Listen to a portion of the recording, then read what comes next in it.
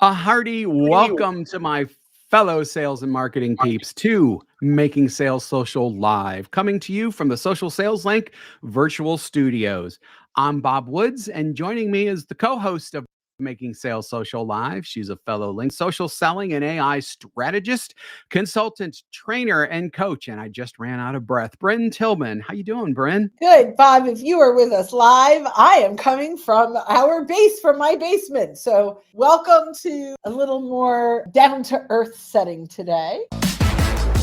Welcome to Making Sales Social Live, as we share LinkedIn and social selling training, strategies, and tips that will have an immediate impact on your business. Join Bryn Tillman and me, Bob Woods, every week.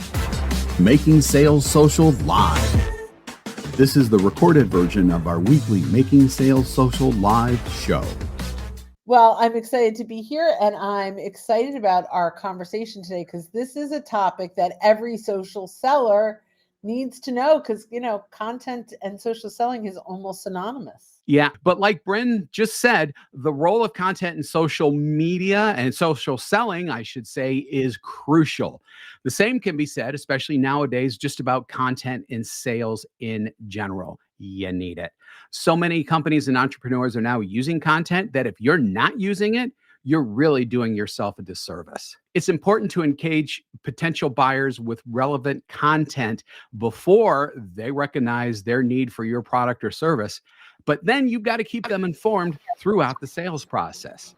So we're going to address first the three overall stages of the funnel: top, mid, and end of the sales cycle, and even beyond that. And then we're going to get into the types. So first of all, let's talk about top of the funnel, Bryn, and what type of content should be in for people who are either in the top of the funnel or are even prior to the top of the funnel before the salesperson even knows that these people are circling around a particular product or service. Yeah, so that I think that from a social selling and prospecting perspective, this is something that most people get wrong. And the reason I say this is because we often will talk about what we want them to know, whether it's our products and services or success stories, when most of our prospects are not even actively looking for our solution, right? And so that's a big deal. We need to take a look at what is happening in the environment of our buyer before they ever know they need us, before they're looking for our products or services. So what's happening in their environment? For us, there are a few things. One might be they had a lot of new hires for sales. Another one could be there's turnover, or they just had sales training and they know the next step is going to be LinkedIn, or they're looking for sales training.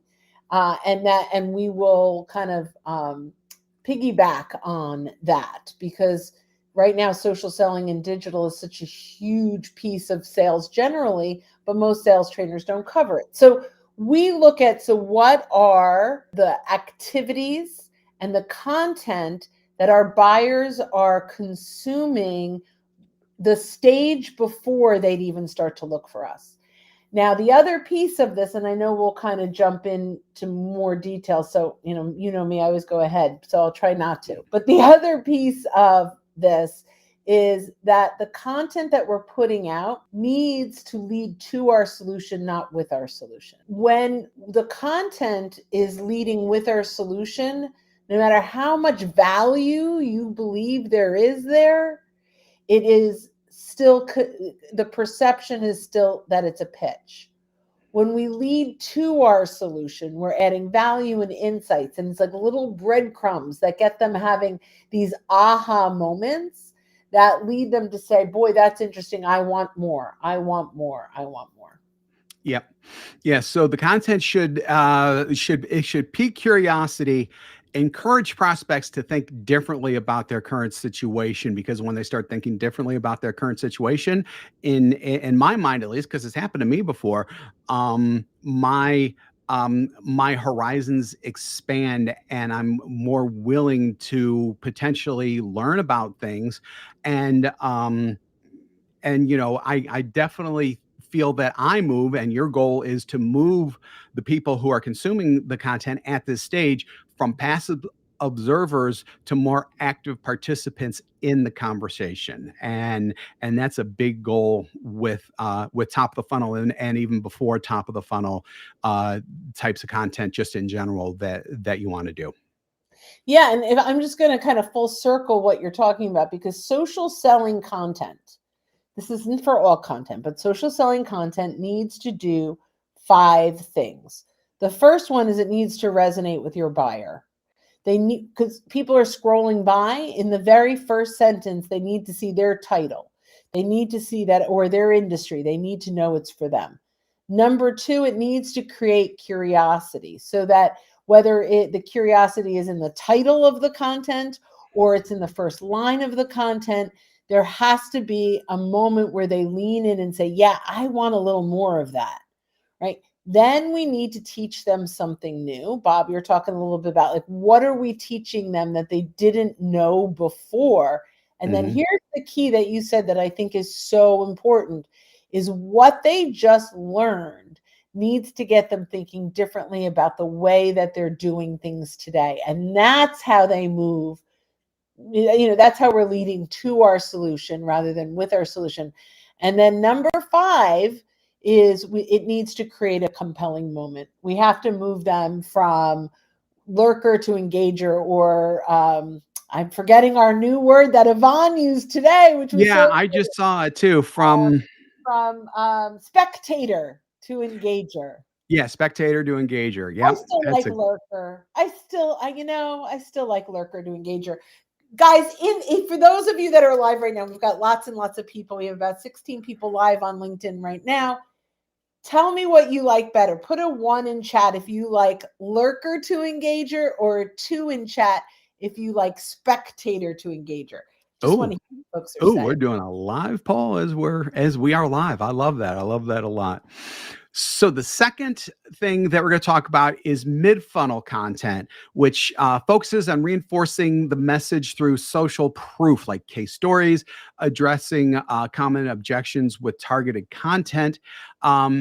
This stage also involves providing content that gives you not only a competitive edge, but it also helps buyers or champions within a company to actually promote you within the company without you having to be there, by having this content available to other people. So that because as we all know, there are at least 6.8 people involved in B2B decisions nowadays at companies.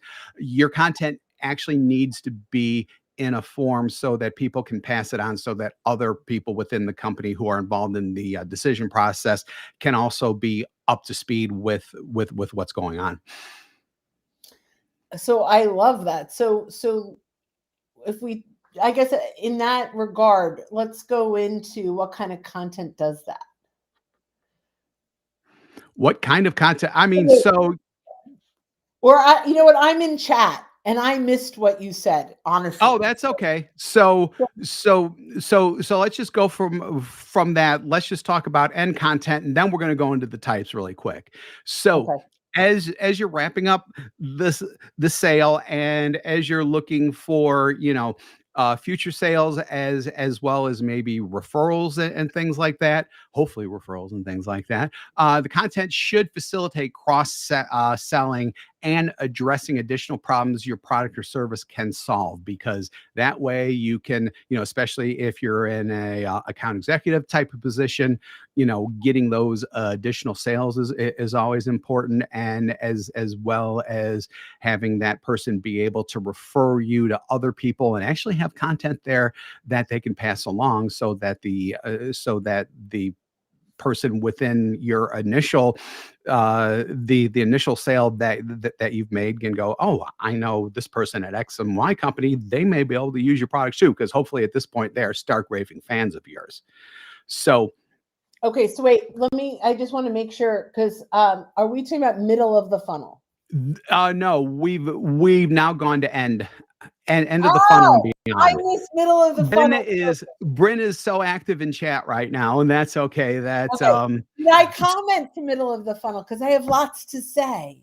Oh, okay. Well, I tell you what, let's go into the content types, and then because a lot of the content types do hit middle of the funnel. In fact, Oh, I will let's follow your lead. I said, and I have to say, in the green room, Bob and I are talking, and he's like, we're going to do it this way. I'm like, I'll just follow your lead. Apparently, I'm not doing a very good job. So now I mean it. I'm going to follow your lead. You go.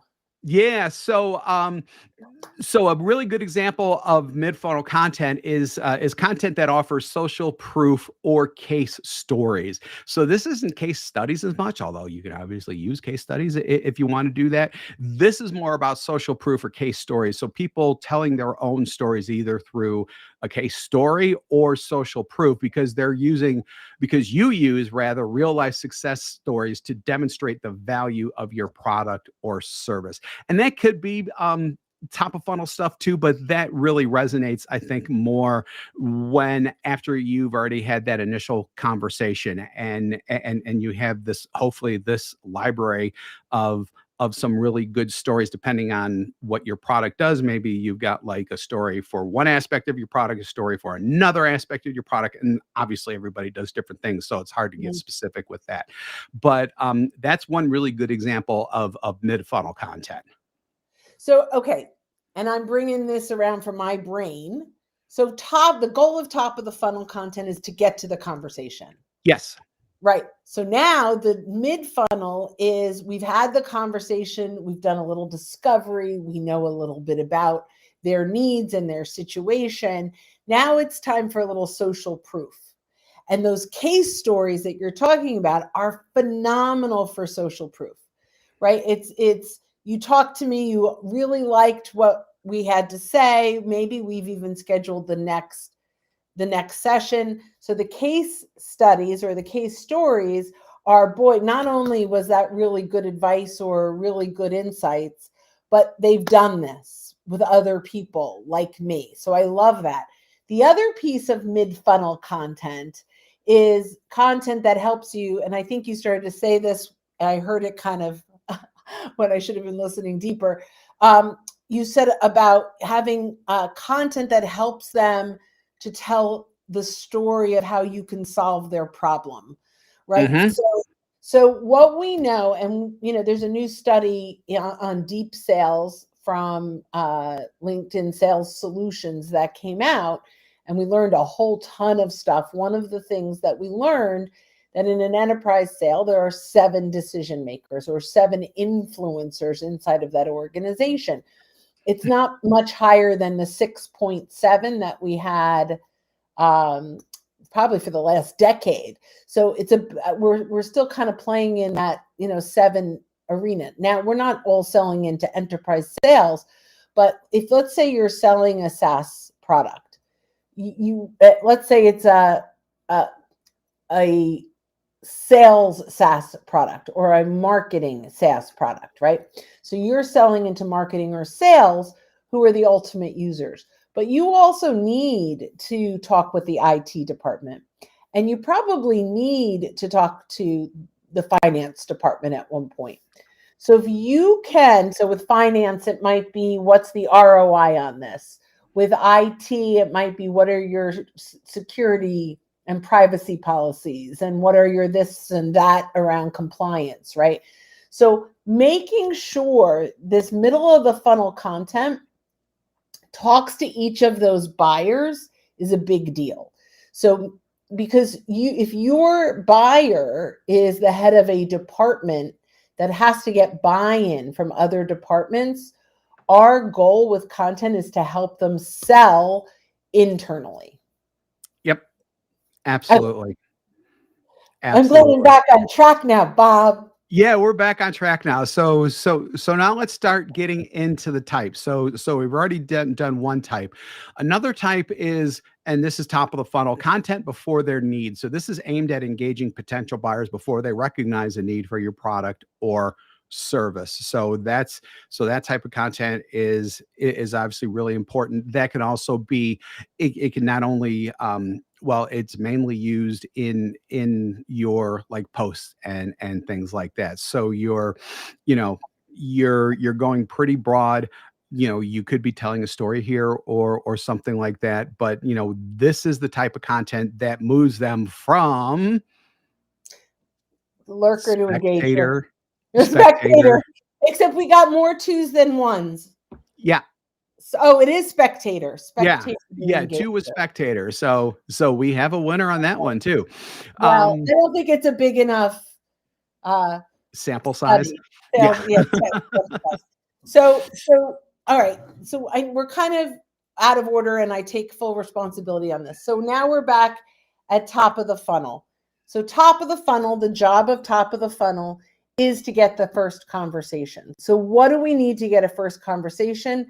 There are a few things. The first thing is awareness that there could be a need. So this often shows up in challenges, 5 challenges, 5 issues, 5 mistakes, not 5. It could be 11, it could be 3, right? But often that's the content that will pull someone in that doesn't know they need you yet. It could be,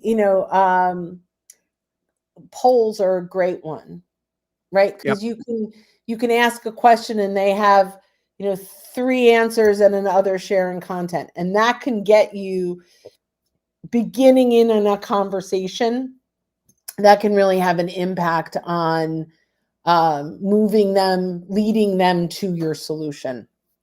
Little short videos are great on this, right? So ebooks also fabulous, but the topic really needs to be, in my opinion, around what challenges, because they need to resonate.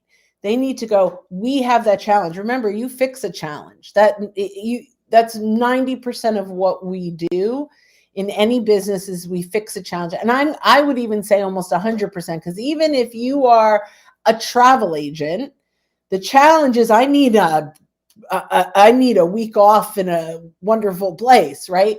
That's a challenge. So we're solving as salespeople a challenge. They don't always know that the answer or the solve to that challenge even exists.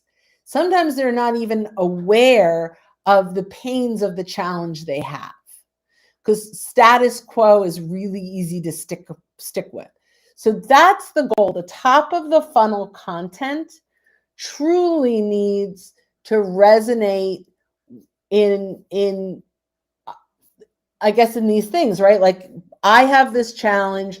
Boy, this is interesting. I haven't thought of things that way.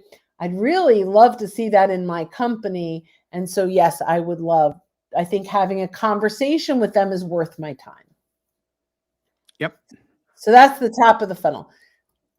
The middle of the funnel. Yeah. So keep going. Yeah. So, we actually nailed a couple of other content types within that conversation. So the content that resonates with the buyer and content that teaches something new. Now, obviously that, you can develop separate pieces for each of those, or the pieces that you develop can actually hit a couple of these things, or 3 or 4 things all at once at the same time.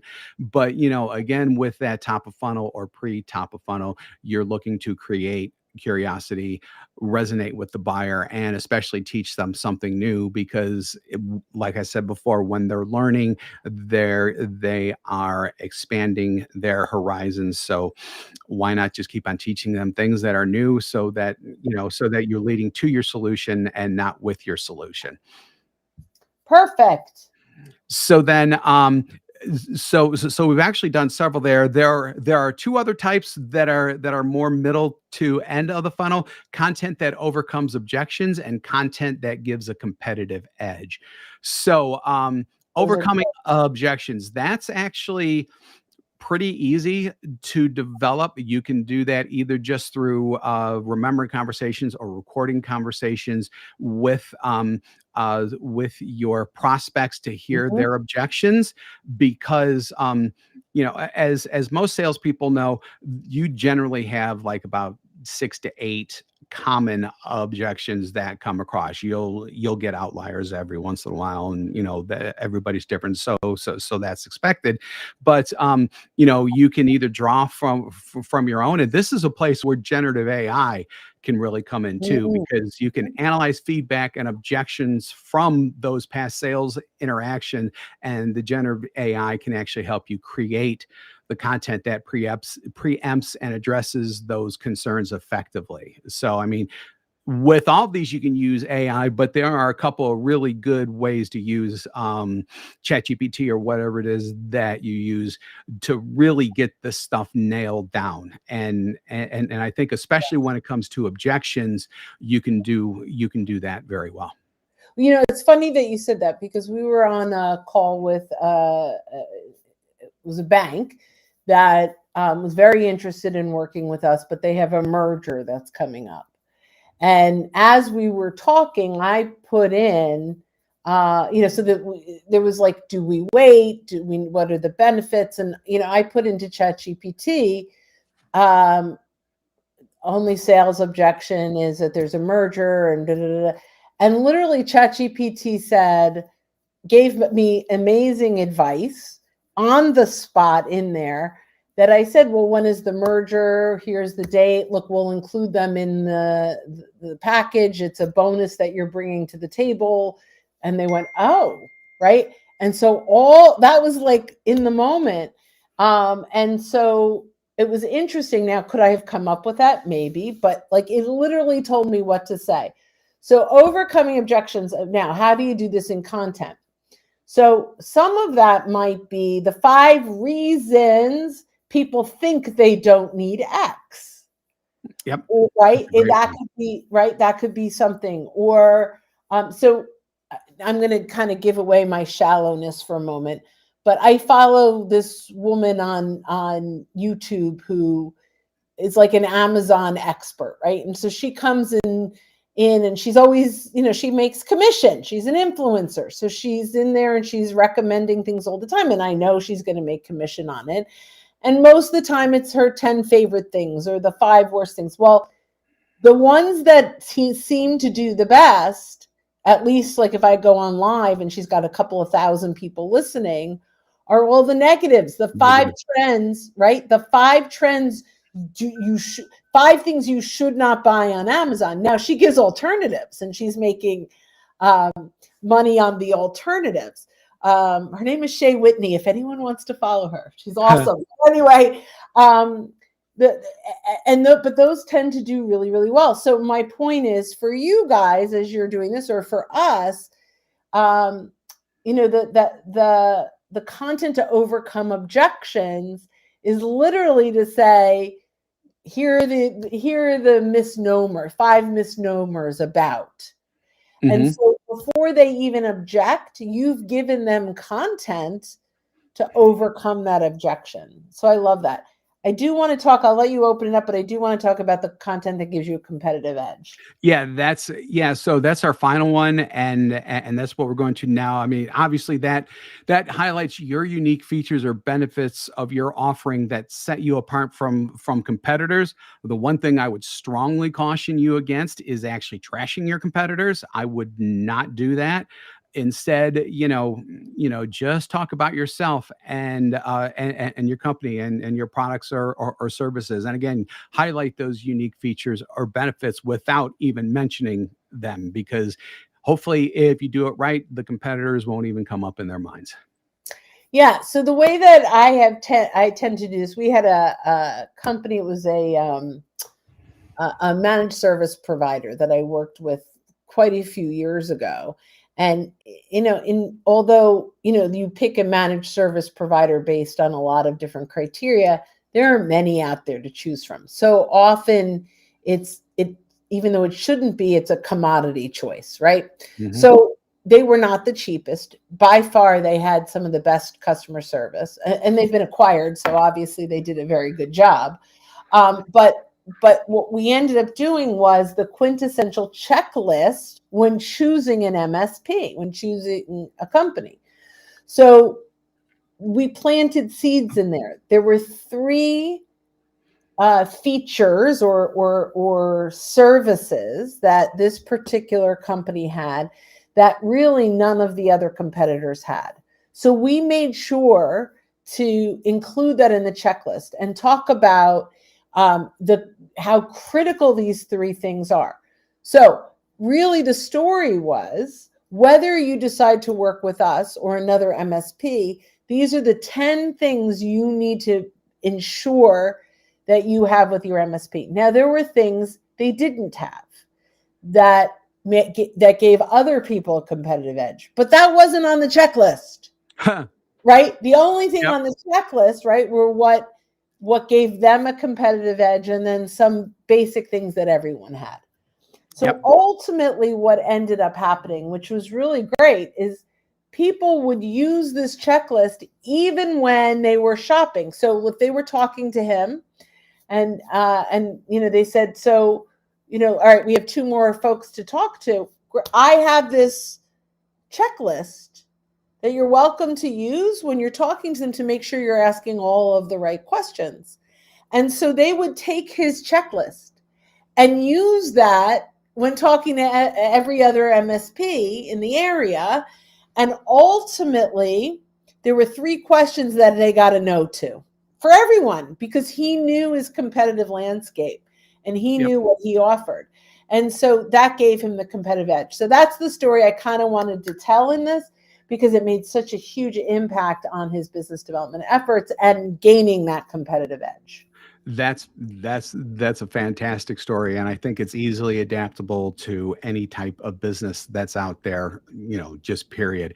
And before we wrap things up, I do want to just share really quick about how you can use generative AI or ChatGPT, whatever, to help you in this, because it can analyze competitive landscapes that we're all in, but it can identify and emphasize your unique selling points in your content. So you feed all this stuff to it. You then ask it to analyze the competitive landscape in whatever industry that you're in, and it will give you output in whatever form that you want it, so that it emphasizes your unique selling points. And basically it does exactly what Bryn just said. You're just taking it to ChatGPT. Plus, every once in a while, like Bryn said earlier with a conversation that she had with ChatGPT, sometimes ChatGPT can actually surface things that you're not thinking about, but that you can actually use too. So, I mean, it's becoming more and more of a valuable tool in sales, and especially when it comes to content, but even, just in coming up with strategies and things like that too. So obviously we're an AI shop now, as along with everything else that we do. So we talk a lot about AI here. That's a really, really good way that you can bring AI into not only the content development, but you could obviously use this just in your, that type of thing in your general sales as well. So this is our competitive edge piece of content. If you're going to work with a LinkedIn training company, make sure you're learning AI at the same time to optimize that outreach. So then I don't know how, if they're shopping, that gives us a competitive edge. It certainly does. It certainly does. And so we're going to wrap up that conversation on a very, very high note for us, at least. But, obviously anyone can do this with their own companies as well. Use your own experiences, use ChatGPT, use them in combination to really punch up your message so that you stand apart and that, you really show your competitive edge when it comes to those conversations, and even before you're having the conversations as well. Awesome. So thanks again for joining us on Making Sales Social Live. If you're with us live here on LinkedIn, as well as YouTube, Facebook, or X/Twitter right now, we do this every week. So keep an eye out for our live sessions. If you're listening to us on our podcast and you haven't subscribed already, go ahead and hit that subscribe or follow button and ring the bell or whatever the heck it is you need to do on your platform, so that you'll be alerted to all of our previous shows and be alerted when new ones drop. We do 2 shows weekly. We do this one and our Making Sales Social interview series, where we talk with leaders and experts in sales, marketing, business, and many more areas.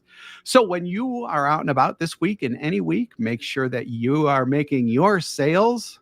So Don't miss an episode. Visit socialsaleslink.com/podcast. Leave a review down below. Tell us what you think, what you learned, and what you want to hear from us next.